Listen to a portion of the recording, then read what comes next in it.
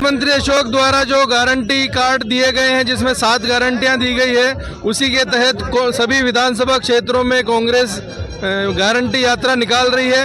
आज पुष्कर क्षेत्र में जो प्रत्याशी है नसीम अख्तर इंसाफ मैडम, उनके नेतृत्व में जो कांग्रेस की तेज तर्रार प्रवक्ता है सुप्रिया श्रीनेत, उन्होंने भागीदारी निभाई है और जो 7 गारंटी यात्रा है उसको निकाली है। तो आइए बात करते हैं मैडम से। मैम, आपका स्वागत है पावर। नमस्कार।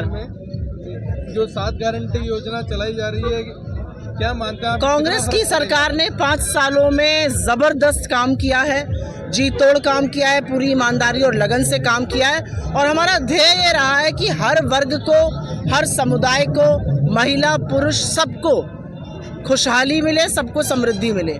और अब जब हम चुनाव में जा रहे हैं तो हम सीना ठोक कर हमने जो वादे किए थे उसको पूरा करके और आगे का खाका बताकर जा रहे हैं। तो हमारी 7 जो गारंटीज जिसकी आप बात कर रहे हैं, 7 गारंटी, उसमें से एक है, हमने ओपीएस लागू किया, हम उस पर कानून बनाएंगे।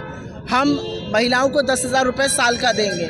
हम बच्चों को, पहले ईयर में पढ़ने वाले बच्चों को फ्री लैपटॉप देंगे और 15 लाख का सुरक्षा बीमा देंगे। तो ये सारी चीज़ें कानून रूप से बनाएंगे और मुझे लगता है कि हमने बहुत ग्राउंड कवर किया है, बहुत सारा काम किया है और अब आगे काम करने के लिए फिर से जनता के आशीर्वाद के लिए जा रहे हैं। और जो जनता का रुझान दिख रहा है, जिस तरह से जनता हाथों हाथ ले रही है, मुझे लगता है काम करने वालों को जनता आशीर्वाद जरूर देगी।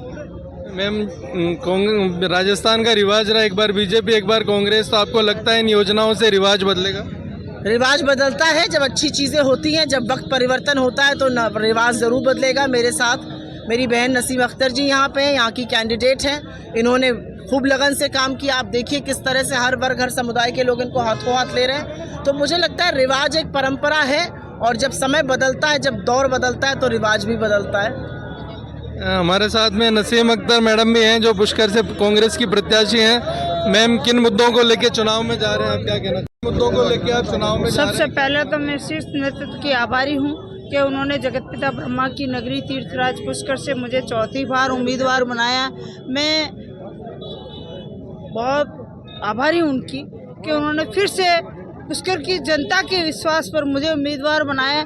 मुझे आशा ही नहीं, पूरा विश्वास है कि मैं 36 कौम और 36 वर्ग की पहले भी सेवा की, आगे पे प्रयास रहेगा। पुष्कर की जनता मुझे आशीर्वाद देगी और मुझे विश्वास है इस बार ज़रूर आशीर्वाद देगी और मैं जनता की सेवा करने का प्रयास करूँगी। मैं 36 कौम और 36 वर्ग की बेटी हूँ और मैं इस विधानसभा की बेटी के रूप में कार्य करी।